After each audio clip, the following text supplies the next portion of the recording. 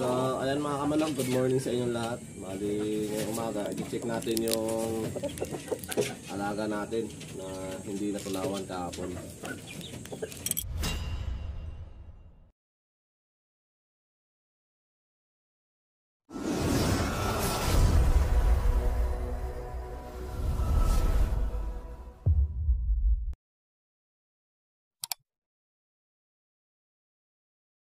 Bali mga kamanok, ito yung ipot nyo. Yan, mapapansin nyo, kulay green na may puti.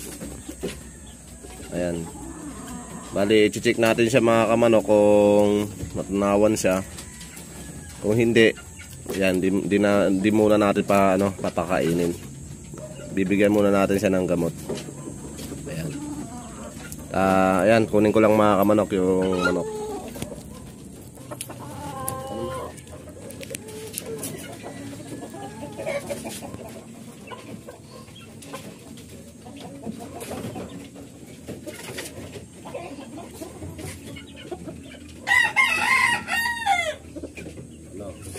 Okay na? Meron pa mga kamanok.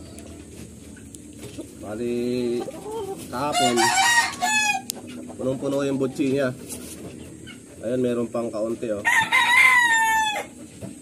May laman pa na pagkain yung niya, hindi natunaw lahat. Bali, papainumin muna natin siya ng gamot, pati tubig. Ayan.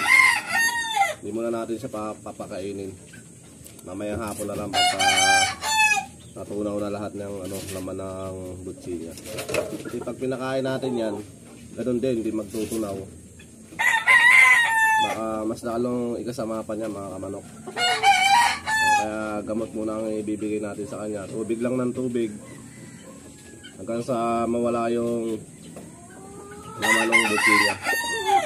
Kasi malalason lang siya. Malalason.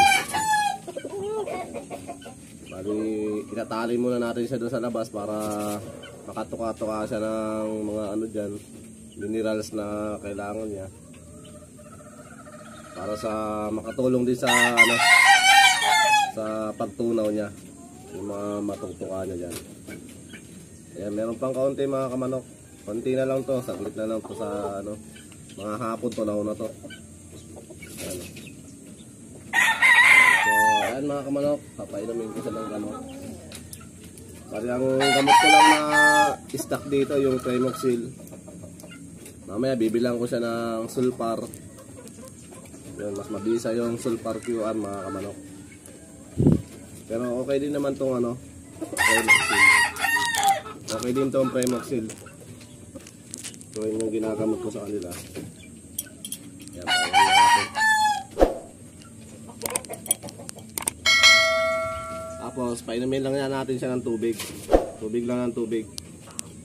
Mamaya, tunaw na yan. Konti na lang, oh. Kahapon, punong-puno ito, eh. Ayan, umiikot na niya yung iba. So, ayan mga kamanok, babalik ko na siya sa kulungan niya.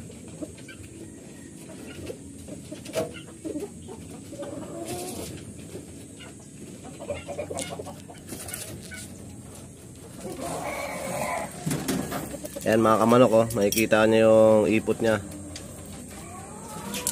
Ayan, bali tatanggalin natin yan, mawalisin natin para hindi niya matuka.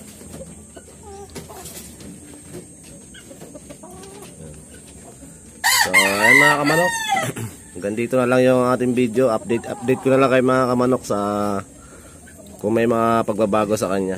Ayan, maraming salamat mga kamanok. God bless po sa inyong lahat.